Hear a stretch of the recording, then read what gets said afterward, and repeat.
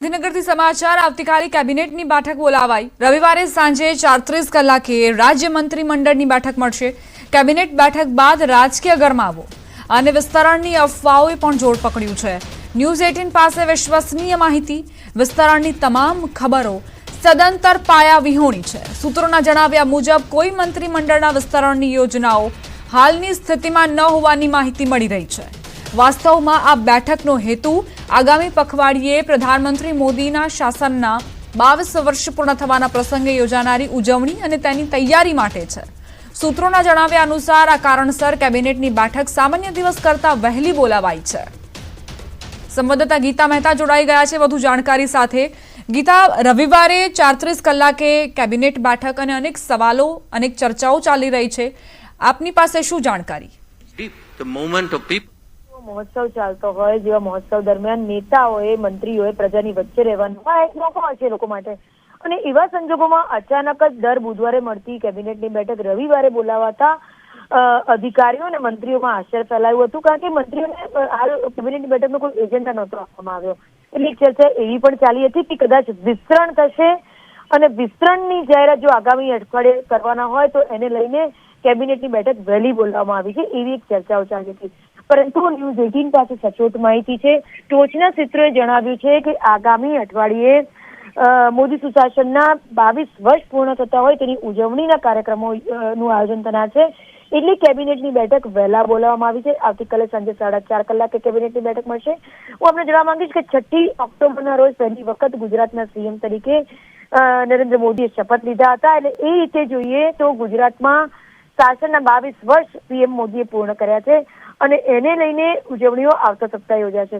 બીજું આપને એ પણ જણાવવા માંગીશ કે આવતા મંગળવારે તમામ ધારાસભ્યોની એક વિશેષ બેઠક પણ પ્રદેશ કાર્યાલય કમલમ ખાતે બોલાવવામાં આવી છે અને આગામી દિવાળીમાં તમામ સદસ્યો ધારાસભ્યો સ્નેહ મિલન સમારોહમાં બિઝી થઈ જાય એટલે વહેલું સ્નેહ મિલન યોજી અને સદસ્યતા અભિયાનને આગળ ધપવા ભાજપ સદસ્યતા અભિયાનને આગળ ધપાવવા માટે પણ મંગળવારે પણ બોલાવવામાં આવ્યા છે। એટલે તમામ ધારાસભ્યો મંત્રીઓ એમાં પણ બિઝી રહેવાના છે જેને લઈને આવતીકાલે વહેલા કેબિનેટની બેઠક બોલાવવામાં આવી છે। આભાર ગીતા, જાણકારી આપવા માટે। ઊંઝા ભાજપ કાર્યાલયમાં હોદ્દેદારો વચ્ચે બોલાચાલી। ઊંઝા શહેર પ્રમુખ અને પૂર્વ બાંધકામ કમિટી ચેરમેન વચ્ચે તકરાર થઈ। ઊંઝા ભાજપ કાર્યાલયમાં સદસ્યતા અભિયાનની સંગઠન મીટિંગ મળી હતી। મીટિંગમાં પાલિકાના પૂર્વ કમિટીના ચેરમેને બળાપો ઠાલવ્યો। પાલિકામાં અમારું કામ નથી થતું, કોઈ સાંભળતું નથી। આ સંગઠન મીટિંગ છે, પાલિકાની નહીં।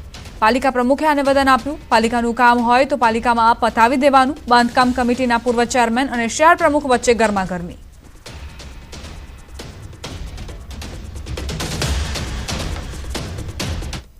નવરાત્રીના તહેવારને લઈ પોલીસ દ્વારા સઘન પેટ્રોલિંગ કરાઈ રહ્યું છે। ત્યારે નવરાત્રી દરમિયાન મોરબી પોલીસની શી ટીમે કડક કાર્યવાહી કરી। મોડિફાઈડ વાહનો સાથે રોમિયોગીરી કરતા શખ્સો સામે કાયદેસરની કાર્યવાહી કરાઈ। 2 દિવસમાં પોલીસે કુલ 42 વાહનો ડિટેન કર્યા। તેમજ નશો કરેલી હાલતમાં 9 શખ્સોને પોલીસે દબોચ્યા।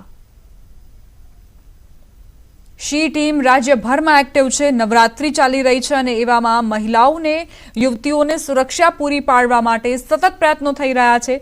મોરબીમાં સફળતા મળી શી ટીમને અને અહીં જે નશો કરેલી હાલતમાં લોકો હતા એવા 9 લોકોને ઝડપી પાડવામાં આવ્યા।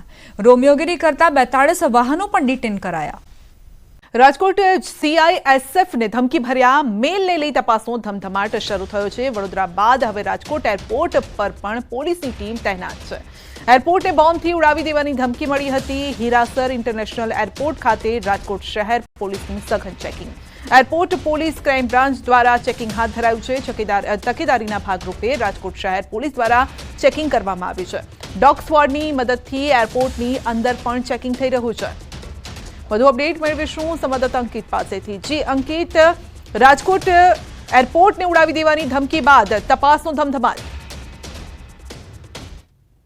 આવે તો જે પ્રમાણે CISFને એક ઈમેલ મળ્યો હતો અને આ ઈમેલની અંદર વડોદરા એરપોર્ટ અને રાજકોટ ઇન્ટરનેશનલ હીરાસર એરપોર્ટને બોમ્બથી ઉડાવી દેવાની ધમકી આપવામાં આવી હતી અને તેના જ કારણે હવે રાજકોટ શહેર પોલીસ પણ એક્શન મોડમાં આવી ચૂકી છે અને રાજકોટ શહેર પોલીસ દ્વારા બપોરના સમયે રાજકોટ હિરાસલ ઇન્ટરનેશનલ એરપોર્ટ ઉપર ચેકિંગ હાથ ધરવામાં આવ્યું હતું. આ ચેકિંગની અંદર સ્થાનિક પોલીસ એટલે કે એરપોર્ટ પોલીસ પણ જોડાઈ હતી. સાથોસાથ રાજકોટ શહેર crime branch, special operation group અને તેમજ સાથોસાથ બોમ્બ ડિસ્પોઝલ સ્કોડ અને ડોગ સ્કોડ છે તે પણ જોડાઈ હતી. જોકે જે પ્રમાણની માહિતી રાજકોટ શહેર પોલીસ દ્વારા આપવામાં આવી રહી છે, હજુ સુધી કોઈ વાંધાજનક ચીજ વસ્તુઓ નથી મળી આવી. ત્યારે રાજકોટ શહેર પોલીસના ઉચ્ચ અધિકારીઓ પણ જણાવી રહ્યા છે કે જે પ્રમાણે ધમકીભર્યો ઈમેલ CISFને મળ્યો છે, ત્યારબાદ તકેદારીના ભાગરૂપે એરપોર્ટ ઉપર ચેકિંગ હાથ ધરવામાં આવ્યું હતું. સંધ્યા. જી, આપનો આભાર. હેલ્મેટથી જાણે કે 36નો આંકડો હોય તેવું લાગી રહ્યું છે. હેલ્મેટને લઈને ન્યૂઝ 18 ગુજરાતીએ રિયાલિટી ચેક કર્યું. લગભગ તમામ લોકો હેલ્મેટ વગર જ નજરે પડ્યા. વારંવાર હાઈકોર્ટની ટકોર છતાં લોકો હેલ્મેટ વગર ટુ વ્હીલર ચલાવી રહ્યા છે. હેલ્મેટ ન પહેરવાનું કારણ પૂછતા અવનવા બહાના આપે છે અને હવે પહેરવાનું છે, મારા માપનું હેલ્મેટ નથી, આજે જ રહી ગયું છે તેવા બહાના બતાવે છે. ટ્રાફિક પોલીસ જ્યારે લોકોને પકડે છે ત્યારે પણ અનેક લોકો પોલીસ સાથે રકઝક કરે છે, બોલાચાલી કરે છે. લોકોને જાણે કે હેલ્મેટ પહેરવું જ નથી ગમતું તેમ લાગે છે. પોતે ભૂલ થઈ ગઈ છે અને આ ફર્સ્ટ ટાઈમ છે અને અમુક એવા માણસો અમને મળે છે કે તમે આમને રોકો છો ને બીજાને નથી રોકતા. આ લોકો જો જાય છે અંદર તો અમે એમને સમજાવી કે ભાઈ અંદર રનિંગ ટ્રાફિકમાં તો અમે દોડીને તમારી સાથે વાત કરવી કે અંદર જવી, અમે કે તમારું જે અમારું કામ લીધું હાથ હોય પૂરું કરવાની વાત હોય અમારે, તો પછી બીજાને રોકાય. વારા ફરતી બધાનો વારો આવે. અમદાવાદ શહેરના લોકો હેલ્મેટ પહેરવાનું જાણે કે ભૂલી જતા હોય તેવું લાગી રહ્યું છે. અમદાવાદના ઇસ્કોન બ્રિજ પાસે હું છું અને આપ જુઓ તો લગભગ એક સાથે 4 લોકો જો એક જ લાઇનમાં તમને જોવા મળશે, પરંતુ તેની અંદર એક જ વ્યક્તિએ છે તે હેલ્મેટ પહેરેલું છે. આ પ્રકારના સંજોગોને કારણે વારંવાર ખાસ કરીને ગુજરાત હાઈકોર્ટે ટકોર કરી છે, છતાં પણ લોકો હેલ્મેટ પહેરતા નથી. હવે આની પાછળનું કારણ શું છે એ સમજવાનો પ્રયત્ન કરીએ અને લોકોને પૂછવાનો પ્રયત્ન કરીએ. હેલ્મેટ નથી પહેરતા? પહેરો છો. આજે ક્યાં છે? એટલે રોજ નથી પહેરતા કે આજે ભૂલી ગયા? आज मोड़ो थे આજે નથી. मैं इधर ही जा रहा हूँ अच्छा, इधर जा रहे हो. हेलमेट नहीं पहनते आप? हेलमेट पहनता हूँ, अभी पहना नहीं हूँ. ये हेलमेट क्यों नहीं पहना? हेलमेट अभी लिया नहीं है. लिया नहीं है. लिया नहीं अभी? अभी तक लिया नहीं मतलब अभी तक किसी ने चालान भी नहीं काटा? नहीं काटा अभी तक. काका હેલ્મેટ પહેરવું જોઈએ કે નહીં? પહેરવું જ જોઈએ. પહેરવું તમે કેમ નહીં પહેર્યું? અત્યારે જરા મુકાઈ ગયો ને એટલે આજે શોધવામાં જરા લેટ થયું ને એટલા માટે. બાકી ક્યું? અચ્છા, તમારા હેર સરખા કરતા તો હેલ્મેટ પહેરવામાં મજા નથી આવતી લાગતી? नहीं मजा होती. નથી આવતી? અચ્છા, હેલ્મેટ તો પહેરવું જોઈએ ને? પહેરવું જોઈએ. પહેરવું જોઈએ. માનો છો પહેરવું જોઈએ? સુરક્ષા આપણી છે. હેલ્મેટથી સુરક્ષા ખરી કે નહીં? ચોક્કસ ખરીદ ને. ખરી. પણ પહેરતા કેમ નથી? કારણ શું છે? પહેરવાનું છે હવે પહેરવાનું છે. અચ્છા, તમે કહેશો પહેરવાનું છે એવું? જરૂરી જોઈએ. જરૂરી છે. અચ્છા, ઘણા બધા લોકો હેલ્મેટ પહેરતા નથી. મહિલાઓ બેન હેલ્મેટ ન પહેરવા પાછળનું કારણ શું? માથું દુખે? ના ના, મારા માપનું હેલ્મેટ જ નહીં મળતું મને. એટલે હેલ્મેટ તમે રોજે રોજ આમ પહેરો છો એવું? હા, ડેઈલી પહેરીએ. આજે જ રહી ગયું અને આજે જ પકડાયા? હા. મેડમ આ સર્વિસમાં આપી હતી ને એટલે ઓફિસમાંથી લેવા ગયો હતો ગાડી. એટલે હેલ્મેટ નથી પહેર્યું. હા, એટલે સર્વિસવાળા ત્યાં મૂક્યું નહોતું. કંટાળો તો આવે છે પણ સેફટી માટે જરૂરી છે. હા, તો તમે કેમ નથી પહેર્યું?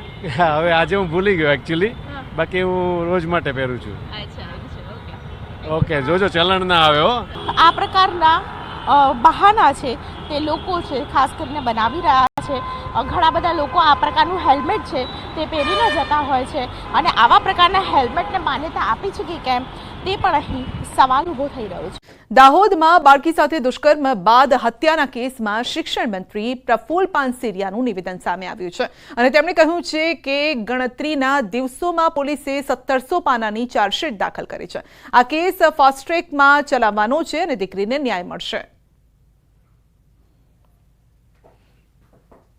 આની કોઈ રાજનીતિની આ એક દુઃખદ ઘટના છે અને ગુજરાતની અંદર આવા નરાધમ રાક્ષસી કૃત્ય કરનારાઓને સજા થઈ છે, એક પણ છૂટો નથી. ત્યારે આને પણ ફાસ્ટ ટ્રેક કોર્ટની અંદર કેસ ચલાવી અને જલ્દીમાં જલ્દી ન્યાય મળે દીકરીના પરિવારને, એ જ અમારો લક્ષ્ય છે, જેથી આ ઉદાહરણરૂપ દાખલો બને